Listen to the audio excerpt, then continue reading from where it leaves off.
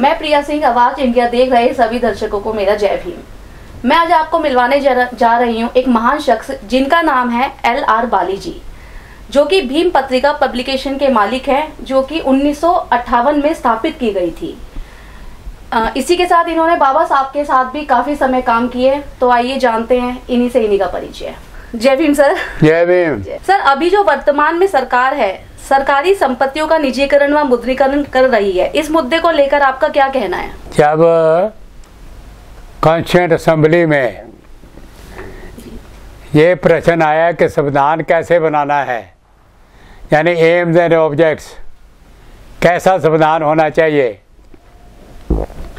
तो बाबा साहब अम्बेडकर का भाषण है जो वॉल्यूम छपी है, कॉन्स्टिट्यूएंट असेंबली की जो डिबेट छपी है उसमें है ये। बाबा साहब ने कहा कि कोई सरकार जो लोगों का भला करना चाहती है, अगर वो सोशलिस्टिक प्रिंसिपल नहीं अपनाती, समाजवादी सिद्धांतों को नहीं अपनाती, तो वो लोगों का भला नहीं कर सकती। तो कहाँ समाजवाद और कहाँ निजीकरण, दो टकराने वाली बातें हैं, दो टकराने वाले सिद्धांत हैं। आज जो किया जा रहा है वो देश के लिए घातक है। मुझे बड़े अफसोस से कहना पड़ता है, जिस देश के पास अपना हवाई जहाज नहीं, वो कैसी सरकार है, वो कैसा देश है। यानी जो अपना एयरलाइन थी एयर इंडिया, उसको भी बेच दिया, उसको भी दे दिया दूसरों को।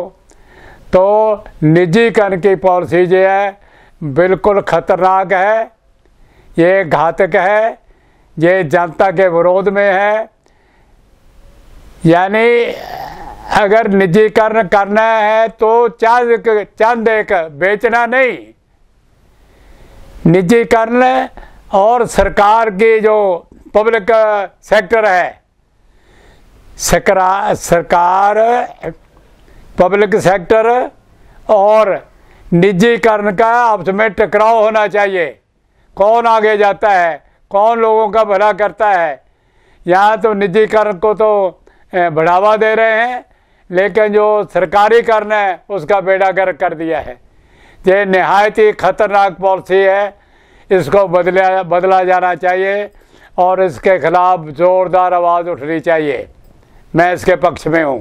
सर, बाबा साहब ने भारत को बौद्धमय बनाने के लिए काफी काम किया, उसी परिपाटी को आपने आगे बढ़ाने का काम किया, लेकिन आज भारत को हिंदू राष्ट्र बनाने की तैयारी चल रही है, ऐसा क्यों? देखिए, अगर बड़े ढंग से हिंदू राष्ट्र बना रहे हैं, संविधान को स्टेप बाय स्टेप ख़त्म कर रहे हैं, और जो शिक्षा है, एजुकेशन है, उसमें तमाम अंधविश्वास, तमाम देवी देवता की पूजा ये लोगों को सिखा रहे हैं, सिखाना चाहिए कह रहे हैं। तो बात ये है कि जब हमारे देश के लोग प्रधानमंत्री, राष्ट्रपति, उपराष्ट्रपति जाते हैं विदेशों में, तो कहते हैं हम बहुत देश से आए हैं। बाहर जाके तो ये कहते हैं, लेकिन देश के अंदर जो बुद्धिस्ट मूवमेंट है उसको अपने अपने ढंग से उसको कर्टेल कर रहे हैं, उसको दबा रहे हैं।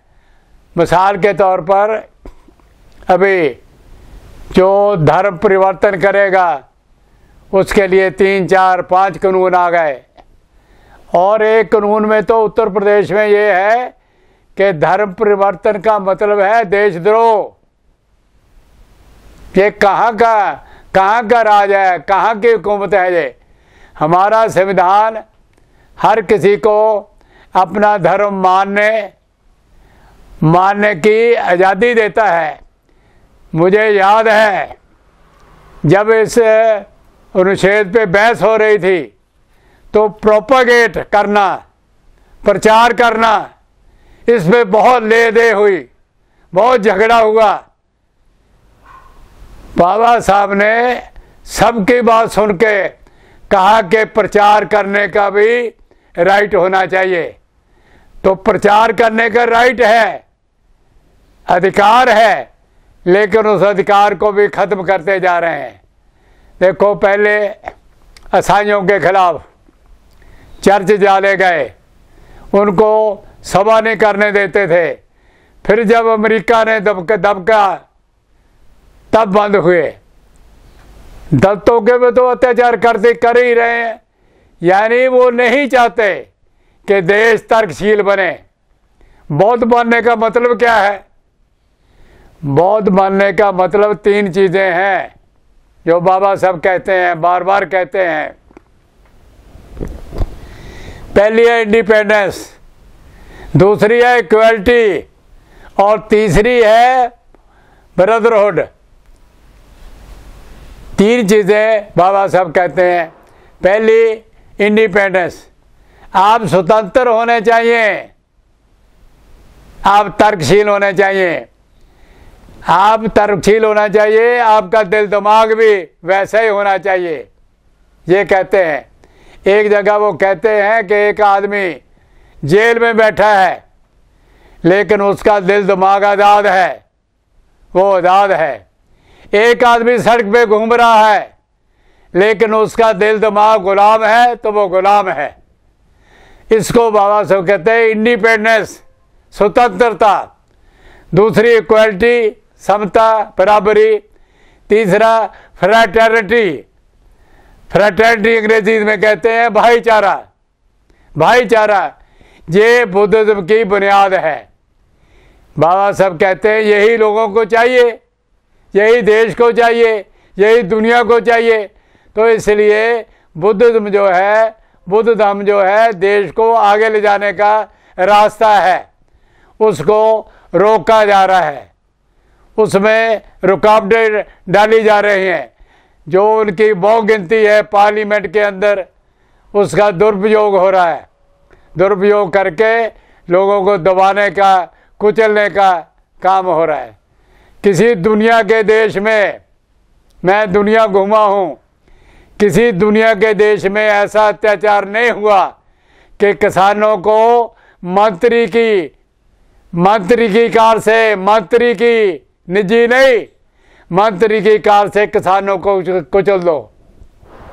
ये हमारे देश में हुआ है ऐसा अत्याचार। ये अत्याचार हर तरफ हो रहा है। ये बुद्ध धर्म को फैलाने के खिलाफ भी हो रहा है। इसलिए मूवमेंट जितनी बढ़नी चाहिए उतनी बढ़ नहीं रही। उसका एक कारण ये है, एक कारण ये भी है कि जो पॉलिटिकल लीडर है, पॉलिटिकल लीडर, उनके सामने एक ही बात है कि वोट लो, इलेक्शन जीतो, असेंबली में पहुंचो, पार्लियामेंट में पहुंचो और नगर पालिका में पहुंचो, सब पहुंचो। देश गर्क होता है तो होने दो, समाज डूबता है तो होने दो। आज कोई लहर नहीं है, कोई ऐसी लहर नहीं है जो समाज को बदल दे। किसी जमाने में आर्य समाज था। आर्य समाज कहता था मूर्ति पूजा करना मूर्खता है, आर्य समाज ये कहता था। और जो उन्होंने बहुत एजुकेशन का, शिक्षा का बहुत प्रसार किया उन्होंने। आज ऐसी कोई मूवमेंट नहीं है जो हिंदू समाज को सुधारे। हिंदू समाज वहम के अंदर, अंधविश्वास के अंदर, देवी देवता की पूजा के अंदर गर्क हो रहा है। ये यहाँ तक के जो आरएसएस के प्रमुख हैं मोहन भागवत जी, उन्होंने कहा कि अपने बच्चों को पूजा करना सिखाओ। यहाँ आ गया देश। तो इसलिए ऐसे हालात में बुद्ध धर्म जितना फैलना चाहिए था उतना नहीं फैला। लेकिन एक बात और भी है, लोग घरों में बौद्ध हैं, आचरण भी बौद्ध करते हैं, लेकिन लिखवाते नहीं, क्योंकि उसमें भी बहुत सारी रुकावटें हैं। तो इसलिए मूवमेंट तो फैल रही है, ऐसी नहीं कि मूवमेंट नहीं फैल रही। मूवमेंट फैल रही है, लेकिन ज़्यादा तौर पे ऐसा लगता है कि बंद हो गई है। ऐसा नहीं है। बाबा साहब द्वारा बनाए गए संगठन समता सैनिक दल को आपने ही सींचने का काम किया, लेकिन आज विघटन की तरफ है, ऐसा क्यों? बिखराव की तरफ है। देखो ऐसा है, कोई राजनीतिक दल लो, कोई समाज लो, उसमें कितनी फूट फाट है। मैं नहीं मानता कि भाई समता सैनिक दल फूट की तरफ जा रहा है। देखो मैं आपको 2-3 मसाले देता हूँ। जिस समता सैनिक दल में मैं काम करता हूँ, समता सैनिक दल में हमारा 40 साल से ज़्यादा अरसे से नागपुर में दफ्तर है। 32 रामपुर रोड उसका नाम जगह है। एक बात। दूसरी बात, हमारा जो दल है उसको इनकम टैक्स की छूट मिली हुई है परमानेंट। अगर आप 1000 रुपये हमें दान देंगे तो 500 के ऊपर आपको टैक्स लगेगा। तीसरी बात, जिस दल में मैं काम करता हूँ, हमारा चिचोली के पास 3.5 एकड़ में ट्रेनिंग सेंटर है। बहुत बड़ी बिल्डिंग है। 3.5 एकड़ छोटी बात नहीं होती। वहाँ हर साल समता सैनिक दल की तरफ से ट्रेनिंग दी जाती है। अभी हमारी वर्किंग कमेटी की मीटिंग जबलपुर में थी, मध्य प्रदेश में। अब जो हमारा अधिवेशन होने जा रहा है वो 25 दिसंबर को नागपुर में होने जा रहा है। उससे पहले राजस्थान में हुआ। इसलिए हम जो हैं, जितने भी हैं, जो भी हमारी शक्ति है, जो भी हमारा काम है, हम उस पर खड़े हैं। हमारे दल के लोग खड़े हैं और हम मजबूती से काम कर रहे हैं। लोगों को तरशीर बना रहे हैं, लोगों में लिटरेचर दे रहे हैं। मैं आपको एक और बात जो अभी तक लोगों को पता नहीं बताना चाहता हूँ। मुझे जब बाबा साहब का महापरिनिर्वाण हुआ तो हमने 6 ट्रंक लोहे के सील कराए। बाबा साहब के हाथ लिखते हैं, हाथों के हस्त लिखते हैं, जिसको मैन्युस्क्रिप्ट बोलते हैं अंग्रेजी में, सील कराए। बाबा साहब के परिवार ने लाइब्रेरी बांट ली, राजगृह ले ली। दिल्ली में एक बाबा साहब का मकान था छोटा सा, वो लोगों को नहीं पता, फतेहपुर बेरी में, वो भी बांट लिया। लेकिन जो बाबा साहब का मैन्युस्क्रिप्ट है उसको क्या करना है, उसके बारे में किसी ने नहीं सोचा।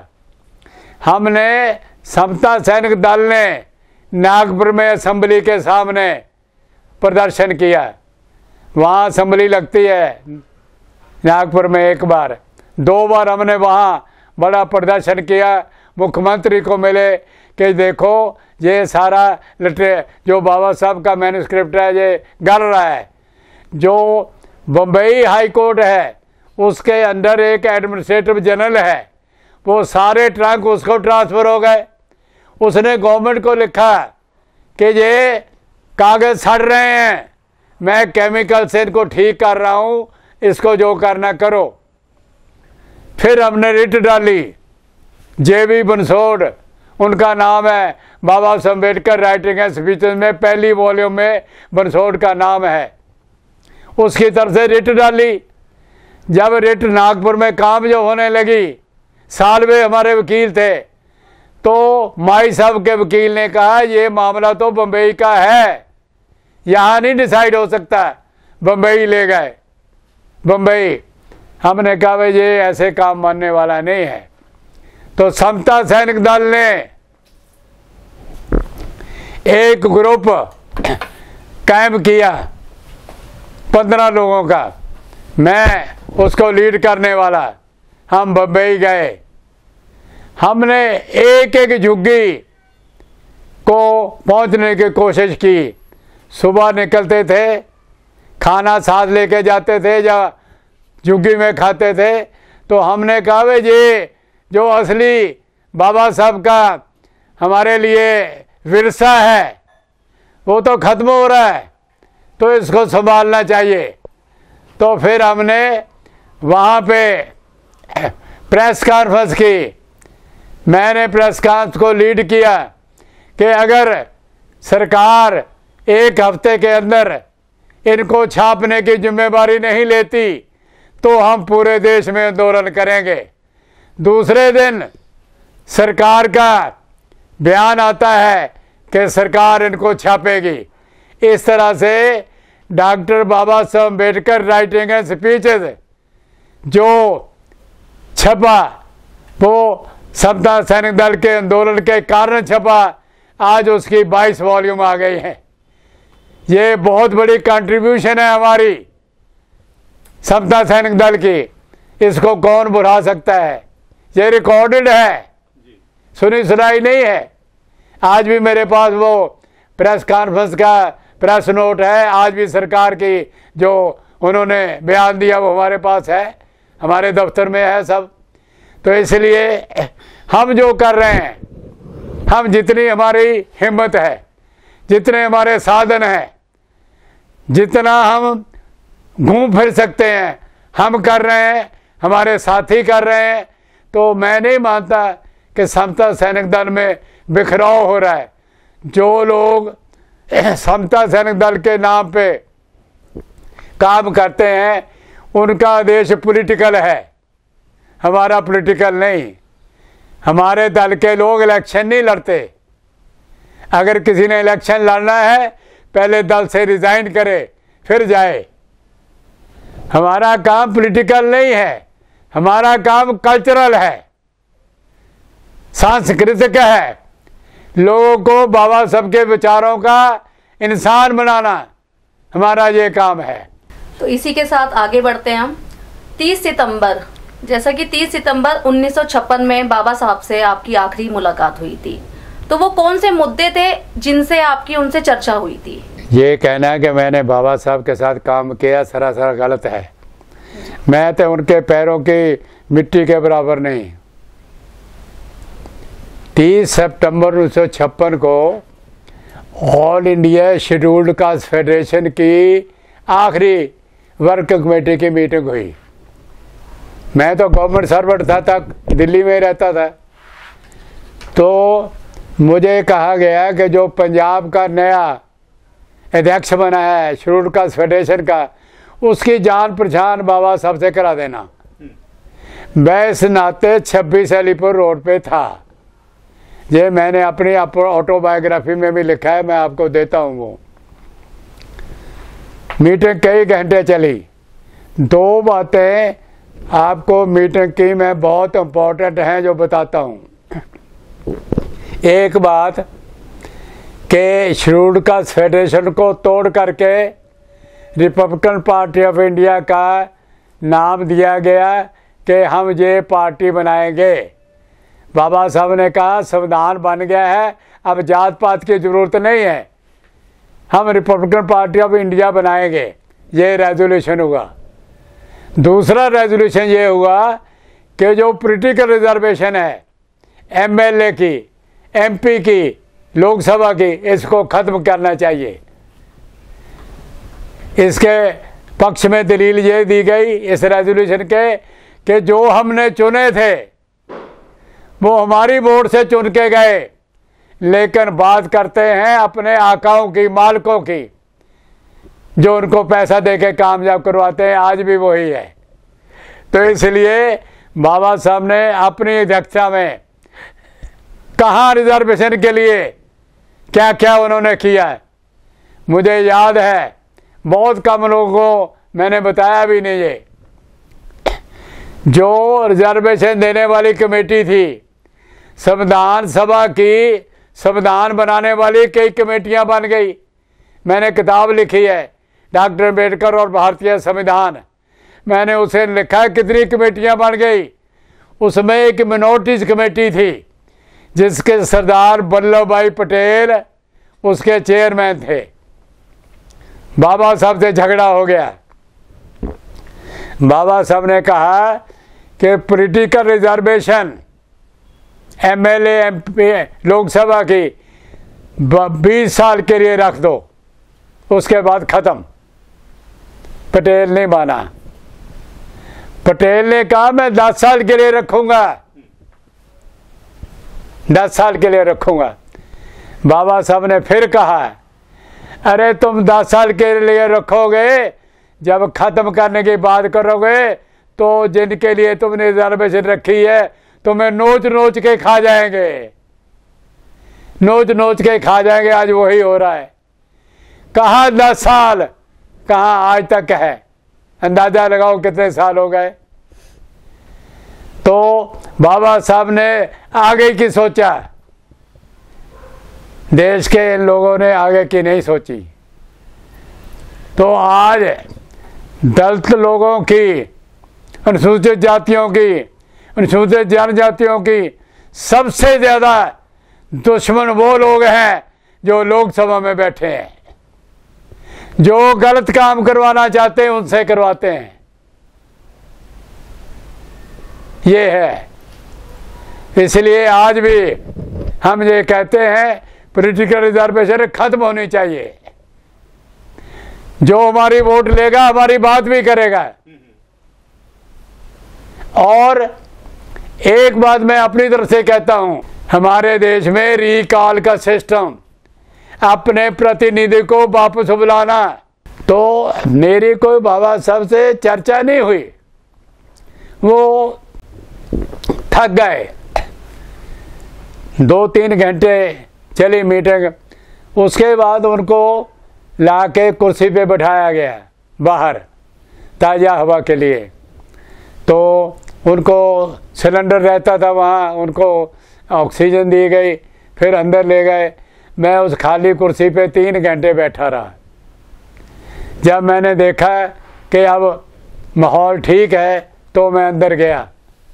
तो मैंने बाबा साहब को हाथ जोड़ के प्रार्थना की कि आपके जाने के बाद जो मिशन, जो सिद्धांत आपने जो मिशन चालू किया है उसको जीवित रखने के लिए, उसको चालू रखने के लिए अगर मुझे खून का आखिरी कतरा भी डालना पड़ा तो मैं डालूंगा।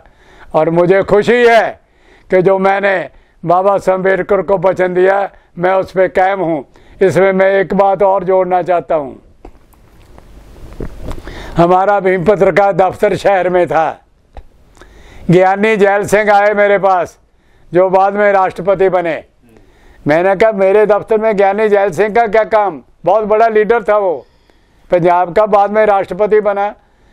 तो मैं उनको अपने सामने, एक कारखाना था मेरे दोस्त का, मैं उनको वहाँ ले गया, चाय पानी पिलाया। मैंने कहा ज्ञानी जी कैसे आए? तो उसने कहा भाई और कितनी खाक छाड़नी है, ये उसके शब्द हैं, खाक के मैंने मिट्टी। मैंने ज्ञानी जी क्या मतलब? कि तुम कांग्रेस में तो आओगे नहीं। मुझे कहने लगा मैं तुम्हें जज भर्ती करने का जो है पर्व सर्व कमीशन पंजाब का, उसका चेयरमैन बना दूंगा। मैंने कहा बस। अरे ज्ञानी जी मैंने बाबा साहब अम्बेडकर को वचन दिया है, किसी नत्थू खैरे को नहीं दिया। वो वचन कैसे तोड़ दूं? मैं कहा आपको पता क्या कहते हैं बाद? आपको कहते हैं पंजाबी में गुल्ली गाड़ा, गुल्ली डंडा खेलते हैं ना। वो तरखान था, कारपेंटर था। ज्ञानी जैल सिंह जाट नहीं था, जैसे आपके मराठा हैं महाराष्ट्र में, यूपी में, हरियाणा में, आपके पंजाब में जाट है, कहीं जाट है, कहीं जाट है। वो जाट नहीं था, वो कारपेंटर था, रामगढ़िया उसको बोलते हैं। तो इसलिए यानी मुझे भी मौका मिला, लेकिन मैंने बाबा साहब का वचन नहीं दिया हुआ तोड़ा। आज मुझे खुशी है और लोग मेरा इसलिए आदर करते हैं कि मैंने 100 किताब लिख दी, मैंने सारा देश घूम लिया, मैं 12 बार इंग्लैंड गया, मैं 100 बार अमेरिका गया। वो नहीं, वो मेरी क्वालिफिकेशन नहीं है। मेरी क्वालिफिकेशन है कि मैंने बाबा साहब को दिया हुआ वचन निभाया। That's all. सर जैसे कि आप रिपब्लिकन पब्लिक पार्टी के 6 साल से महासचिव रहे हैं, लेकिन आज पार्टी छोटे छोटे दलों में बंटकर खत्म हो रही है, ऐसा क्यों? देखिए ऐसा है, रिपब्लिकन पार्टी ऑफ इंडिया की एक हिस्ट्री है। मैंने इस पर किताब भी लिखी है अम्बेडकरी आंदोलन की दास्तान, वो किताब मैं आपको दे दूंगा, छपी है वो। रिपब्लिकन पार्टी के जो दिल्ली में है ना 15 जनपथ, वहाँ हमारा दफ्तर था। ठीक है। Republican party of India, Republican party of India का दफ्तर 15 जनपथ पे था नई दिल्ली में। वहाँ हमारी कार्यकारिणी की मीटिंग हुई, ऑल इंडिया कार्यकारिणी की। तो दादा साहब गायकवाड़ हमारे बड़े माननीय लीडर थे, दादा साहब गायकवाड़। वो एक रेजोल्यूशन लेके आए कि रिपब्लिकन पार्टी कांग्रेस के साथ भी चुनाव समझौता करेगी। उसको मराठी में बोलते हैं युति, मराठी में समझौते को बोलते हैं युति। यानी Republican party of India Congress के साथ भी समझौता करेगी, ये रेजोल्यूशन लेके आए। मैं कार्यकारिणी का मेंबर था, बीपी मौर्य भी थे, संगप्रिया गौतम भी थे, ये हमारे पुराने साथी रहे हैं। तो मौर्य की डेथ हो गई, गौतम अभी जिंदा है, वो बीजेपी में चला गया था। तो मैंने कहा दादा साहब ये नहीं हो सकता। वो वाई चौहान हुए, एक वाई चौहान महाराष्ट्रियन बहुत बड़े लीडर है, उनको वचन दे के आए थे कि फैसला यूनानिमस होगा, एक मत। मैंने कहा ये नहीं होगा, मेरा विरोधी नोट लिखो, विरोधी नोट। मैंने 7 पेज का लॉन्ग हैंड में, 7 पेज का, आज भी पार्टी के रिकॉर्ड में है। मैंने कहा आज आपने पार्टी की कब्र खोद दी है। जैसे ही दिल्ली में पब्लिक मीटिंग हुई, उसमें भी मैंने कहा मैं आज पार्टी की कब्र खोद दी है। उसके बाद क्या हुआ, हमारे लीडर बिकते चले गए। बीडी खोबरागढ़े 6 साल के लिए राज्यसभा का डिप्टी चेयरमैन बना। ऐसे किस किस का नाम लूं, एक एक बिकते चले गए। बीपी मौर्य यूपी के बहुत बड़े लीडर, बड़े विद्वान, उसने कहा ये कांग्रेस से समझौता करते तुम कांग्रेस में चले जाओ। वो कांग्रेस में चला गया और स्टेट इंडस्ट्री मिनिस्टर बना सेंटर में, और करोड़ों रुपए की जायदाद बनाई। आज भी उसका सैनिक फार्म है दिल्ली में, बीपी मौर्य का, मैंने देखा है। तो रिपब्लिकन पार्टी को लीडरशिप खा गई। अब 64 का जो मोर्चा है, ये क्यों हुआ, ये मैं बताता हूँ क्यों हुआ।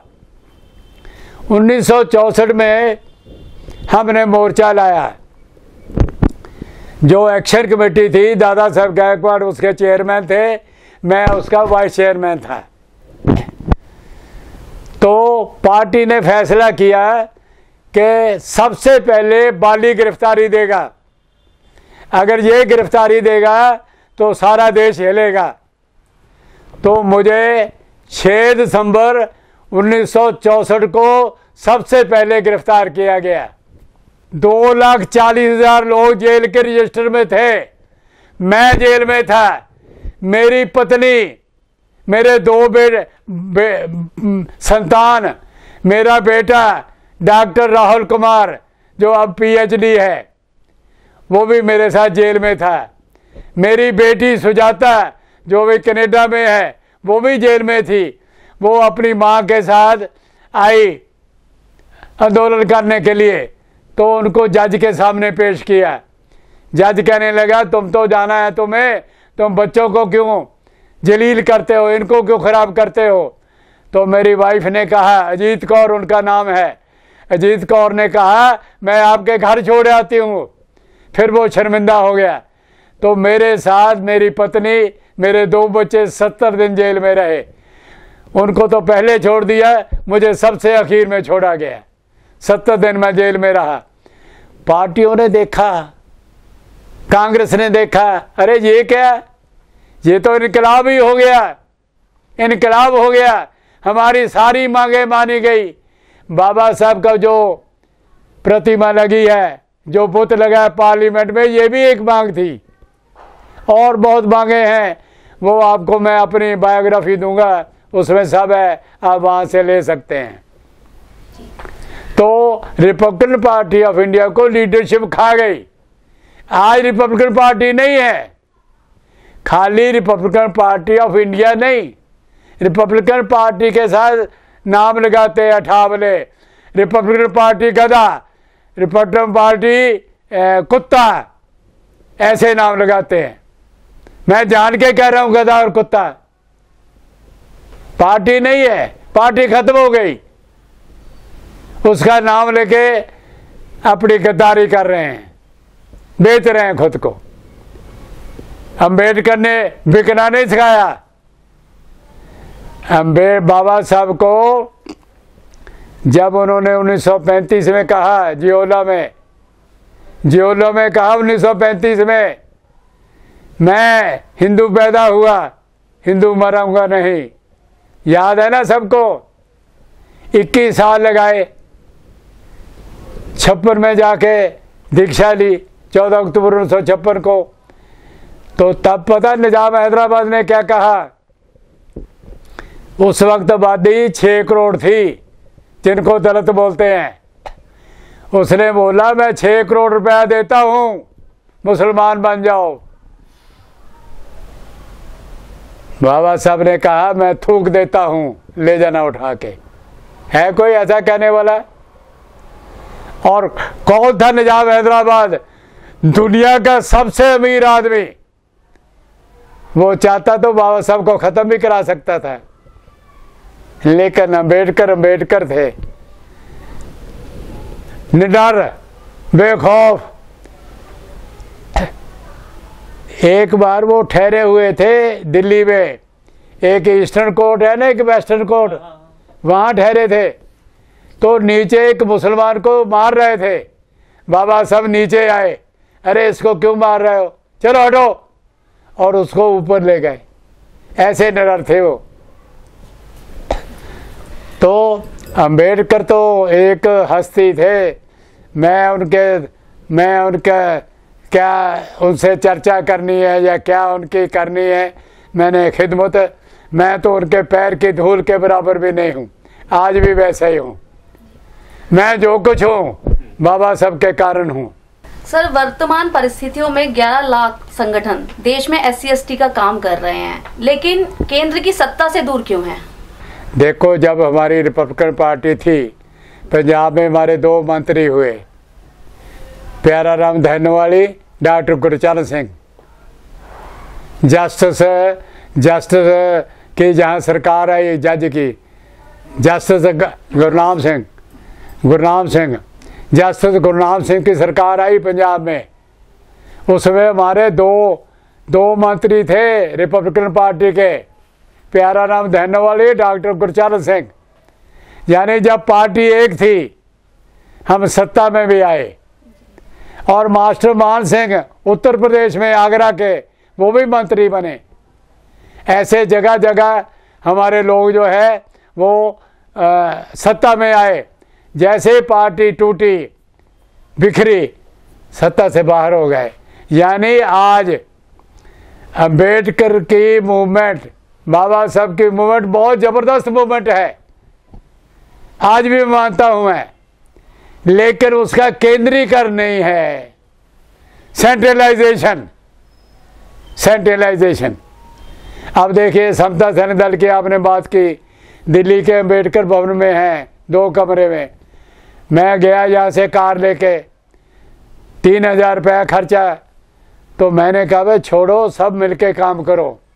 माने नहीं, इसलिए कि अठावले ने उनको पैसे दिए। ये है असल बात।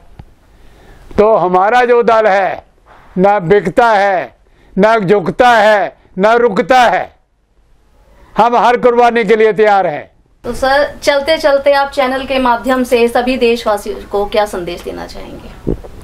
बाबा साहब अम्बेडकर को पहचानो, बाबा साहब अम्बेडकर को समझो, उनके लिटरेचर द्वारा समझो और देश को तर्कशील बनाओ। अगर देश तर्कशील बनेगा, आगे बढ़ेगा। यही अम्बेडकरिज्म है, यही बुद्धिज्म है, यानी तर्कशील होना। जैसे मैं पहले कहा, इंडिपेंडेंस, इक्वालिटी, फ्रेटर्निटी, तभी देश आगे बढ़ेगा। इसलिए बाबा साहब अम्बेडकर को अपनाओ, बाबा साहब अम्बेडकर को पढ़ो, समझो और उस मुताबिक आचरण करो। प्रैक्टिकली जो बाबा साहब ने कहा वो करो, तो देश आगे बढ़ेगा। और फिर हम जो हिंदू राज बनाना चाहते हैं उनका मुकाबला भी कर सकेंगे, अगर हम सच्चे मायने में अम्बेडकरी बनेंगे। बहुत बहुत धन्यवाद सर। मैं आपके चैनल का भी बहुत बहुत धन्यवाद करता हूं कि आपने इतनी दूर से आए और आपने समय दिया है। मैं आपका बहुत बहुत शुक्रगुजार हूँ। अंग्रेजी में I very thankful to you.